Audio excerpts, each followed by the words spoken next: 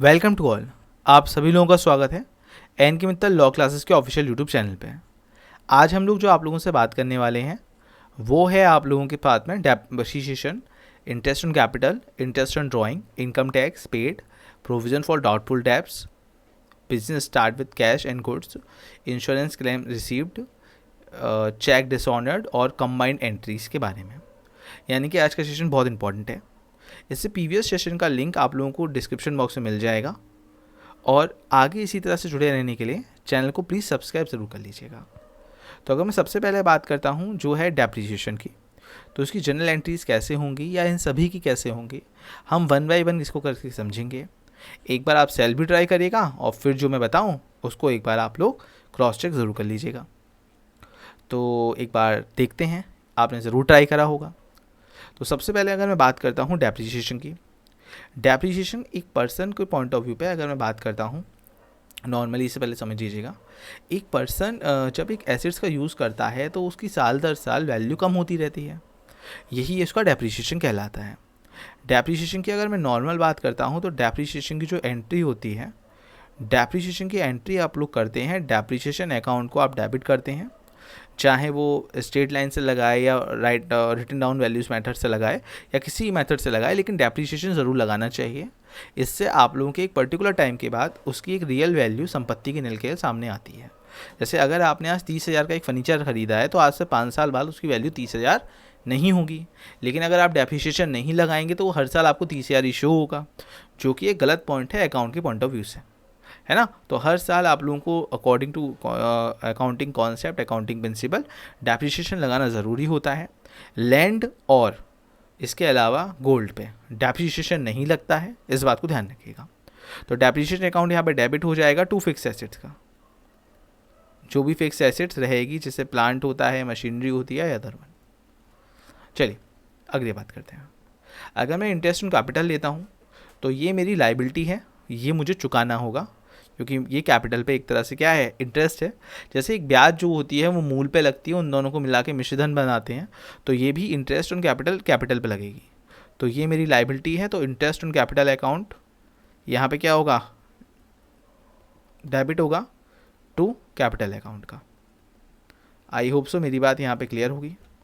आगे अगर मैं बात करता हूँ तो आता है interest on drawing. Interest on drawing के बारे में आप लोगों को पता होगा, ये आपकी इनकम है। देखिए ड्राइंग मतलब क्या है, आपने पैसा निकाल लिया अपने पर्सनल यूज़ के लिए, अगर आप उस पर ब्याज दे रहे हैं, अब ये ब्याज गई किसको ये बताइए, बिजनेस को।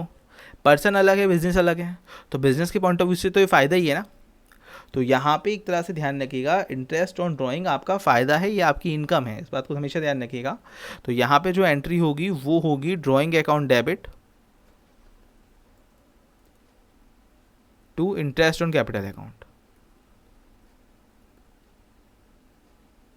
आई होप सो मेरी बात यहाँ पे क्लियर होगी सभी लोगों को, ठीक है ना। Sorry, interest on drawing account, बेटा माफ़ करिएगा, इंटरेस्ट ऑन ड्राइंग अकाउंट। आगे बात करते हैं इनकम टैक्स पे कराए। अब देखो बहुत सारे लोग यहाँ पे इनकम टैक्स के पॉइंट ऑफ व्यू पे एंट्री करते रहेंगे, लेकिन एक बात ध्यान रखिएगा, जब आप इनकम टैक्स पे करते हैं, इनकम टैक्स है किसका मेरे भाई, आपका है ना, हाँ है ना। एक पर्सन का होता है इनकम टैक्स, हाँ सर। तो ये आपका पर्सनल यूज़ हुआ, तो आप इसकी जो एंट्री करेंगे वो ड्राइंग में जाएगी। ये वेरी वेरी इंपॉर्टेंट है, इसको याद रखिएगा मेरे भाई। ड्राइंग अकाउंट यहाँ पे डेबिट होगा, किसका, कैश अकाउंट का, या अगर चेक से देते हैं तो बैंक अकाउंट का, ठीक है। प्रोविज़न फॉर डाउटफुल डेब्ट्स, देखिए अभी आप इसको बैलेंस शीट में भी बहुत यूज़ करेंगे। कभी कभी ऐसा होता है कि हम इंसान को हानि हो सकती है, सही बात है भाई, इसलिए लोग इंश्योरेंस भी करवाते हैं जान के लिए अपनी, बिल्कुल सही बात है, नुकसान से बचने के लिए भी कराते हैं, हेल्थ इंश्योरेंस भी होता है। तो इसी तरह से हो सकता है मेरे को कुछ बैड डेब्ट्स देखने को मिले, मतलब हो सकता है मैं कुछ लोगों को पैसा उधार दूँ वो डूब जाए, तो ये बिज़नेस पे बड़ा इफेक्ट डालेगा।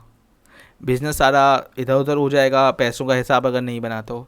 तो हर बार हम एक काम ही करते हैं, हम एक प्रोविजंस बनाते हैं डाउटफुल डेब्ट्स का। जैसे मान लीजिए मुझे डेप्टर से 50,000 रुपये आए, तो मैंने ये डिसाइड करा कि जितने भी मेरे पास पैसे आएंगे मैं उसका 10% प्रोविजंस बना दिया करूँगा। तो यानी कि 5,000 मैंने किसके लिए उठा के रख दिए, प्रोविज़न फॉर डाउटफुल डेब्ट्स के लिए। अगर मान लो सपोज़ मेरे को कोई डाउटफुल डेब्ट्स हो गया, तो वह इसमें से क्या करूँगा, उसे रिकवर कर लूँगा, है ना, इसका, ताकि मेरा इफेक्ट क्या हो, बिजनेस पे ना पड़े। तो ये एक तरह से कोई अमाउंट होता है जो आप डेप्टर्स वगैरह के अमाउंट या रिसीव हो रहा है या जो भी आप लोन्स बना रहे हैं उसमें से आप एक पर्टिकुलर अमाउंट निकाल के अपने पास रख लेते हैं। इसे ही प्रोविजन फॉर डाउटफुल डेब्ट्स बोला जाता है। तो इसकी एंट्री आप लोगों की होती है profit and loss account, debit to provision for doubtful debts account. I hope so मेरी बात आप लोगों को क्लियर हो गई होगी, है ना, कोई दिक्कत नहीं होगी। प्रोविजन फॉर डाउटफुल डेब्ट्स क्या होते हैं, इसे किस हेड में से बना रहे हैं, ये सब बातें आपको क्लियर होंगी, किसी परेशानी की बात नहीं होगी। बिजनेस स्टार्ट करा है अब सामने वाले ने कैश से या गुड्स से। तो अगर आप बिज़नेस शुरू करते हैं तो ये सबसे फर्स्ट एंट्री है जो आप लोग फ्रेम करते हैं। अगर मान लीजिए आप कैश से शुरू कर रहे हैं तो कैश अकाउंट डेबिट्स, और अगर आप गुड्स से शुरू कर रहे हैं तो यहाँ पे परचेज वगैरह वर्ड यूज़ नहीं होगा। यहाँ पे जो वर्ड यूज़ होगा वो होगा स्टॉक अकाउंट, ठीक है ना, स्टॉक अकाउंट वर्ड यूज़ होगा अगर आप गुड्स से कर रहे हैं, परचेज नहीं। परचेज वर्ड खरीदने के लिए आता है, तो स्टॉक अकाउंट आप यूज़ करें to capital account. I hope so मेरी बात यहाँ पे क्लियर होगी। ओके, चलिए, इंश्योरेंस क्लेम डन हुआ। अब देखिए यहाँ पे मैंने आपको कुछ बताया था, इससे प्रीवियस की सेशन आप देखिएगा, तब मैंने आप लोगों को उसमें एक छोटी सी बात का गाइड करा था। कभी कभी ऐसा होता है हमारा कुछ माल जल जाता है या चोरी हो जाता है। जैसे मान लीजिए मेरा कुछ गुड्स है वो थेफ्ट हो गया, या चलिए मान लीजिए जल गया, तो मैं एंट्री कर दी मैंने यहाँ पे loss by fire account debit to purchase account. ये मेरी एंट्री हो गई। सबसे पहले अगर मान लीजिए मेरा गुड्स जो है वो चोरी हो, जल गया, प्रैक्टिकल समझिएगा आप सबसे पहले, ठीक है, ठीक है। अब दो तरीके से ये काम करता है सर। सबसे पहला तरीका, हो सकता है आपने उसका इंश्योरेंस नहीं कराया, हो सकता है, हाँ ये हो सकता है मैंने इंश्योरेंस ना कराया हो। अगर मान लीजिए आपने इसका इंश्योरेंस नहीं कराया, फिर क्या करेंगे आप, तो इसको कैसे एडजस्ट करेंगे, तो इसको आप एडजस्ट करेंगे प्रॉफिट एंड लॉस से, क्योंकि वहीं से एडजस्ट होगा। फिर अब कहाँ से क्या करें, भैया इंश्योरेंस ही नहीं करवाया आपने, नुकसान झेलिए फिर पूरा का पूरा, ऑब्वियस सी बात है, लॉस बाई फायर अकाउंट, ठीक है। लेकिन भैया आप थे समझदार, आपने क्या बोला, भैया इंश्योरेंस करा लो, इफ़ गुड्स आर इंश्योर्ड। अब क्या एंट्री होगी, अगर गुड्स इंश्योर्ड नहीं था प्रॉफिट एंड लॉस से कवर होगा। अगर गुड्स इंश्योर्ड है तो आप क्या करेंगे, आप करेंगे क्लेम इंश्योरेंस कंपनी पे, ठीक है ना। तो यहाँ पे आपने कर दिया claim insurance company account debit to loss by fire account, भैया पैसा दो मेरा। अब ये दो तरीके से आपको पैसा दे सकते हैं, है ना। अब इनके दोनों तरीके मैं आपको यहाँ पे बता देता हूँ कि इनके अब दोनों तरीके क्या क्या हो सकते हैं। हो सकता है ये आपको पूरा पैसा दे दें,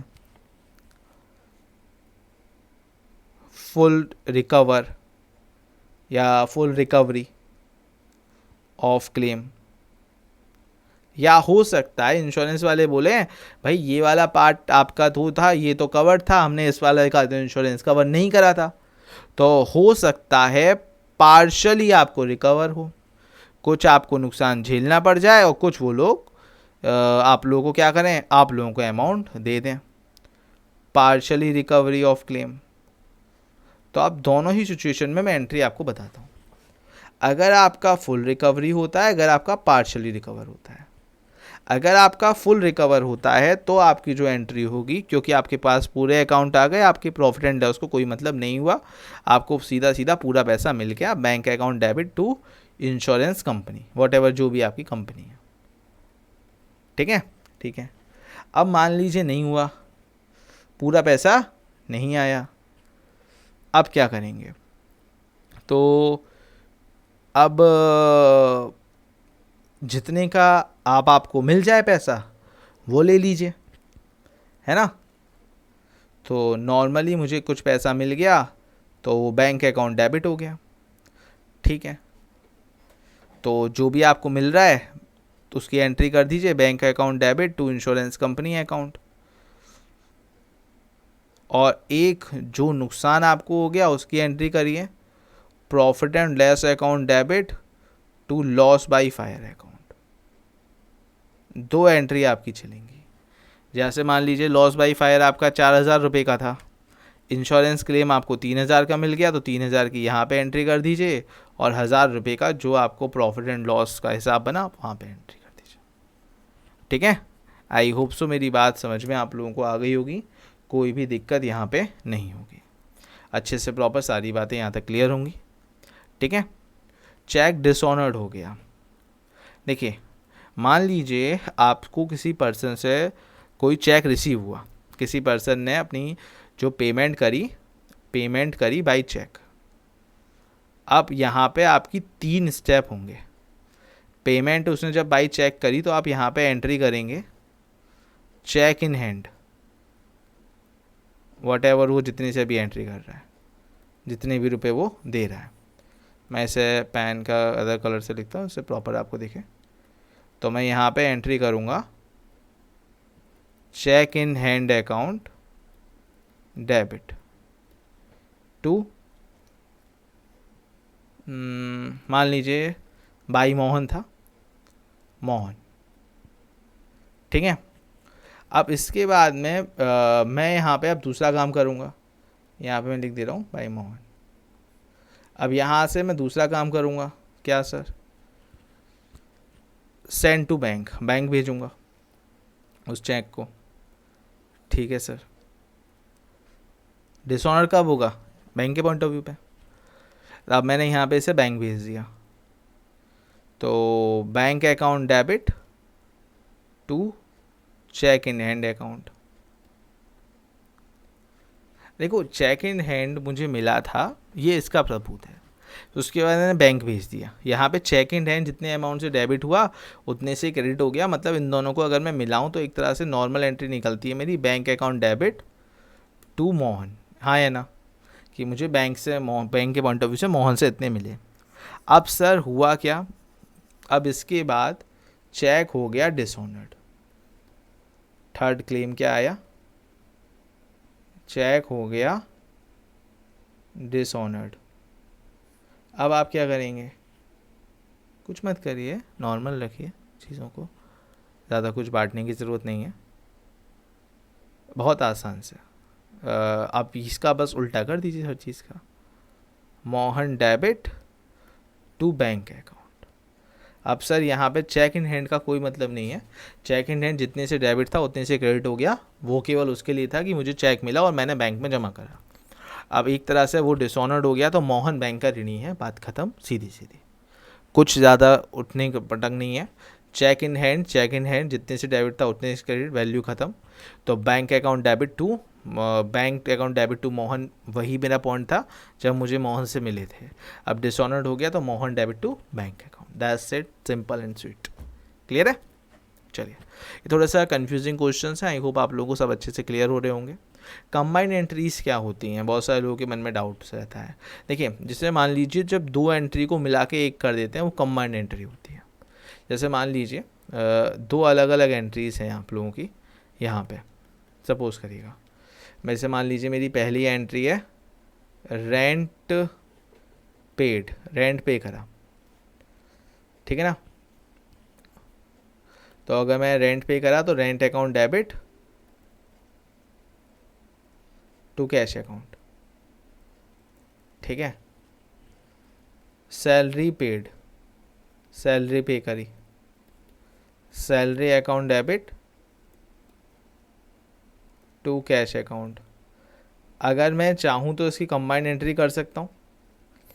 अगर मैं इसको ये सब ना लिख के सीधा सीधा एक ये लिख दूँ, rent account debit, salary account debit to cash account, तो ये कंबाइंड एंट्री कहलाएगी, इस बात को ध्यान रखना बस, ठीक है।